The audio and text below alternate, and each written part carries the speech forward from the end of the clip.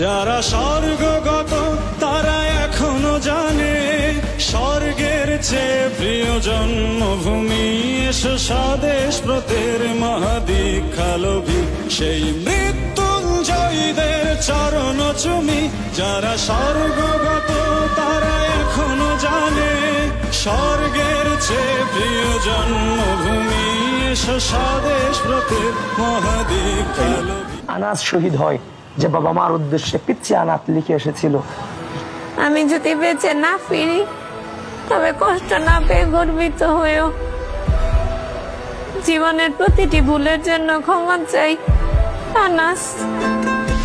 ভেব না গো মা, তোমার ছেলেরা হারিয়ে গিয়েছে পথে।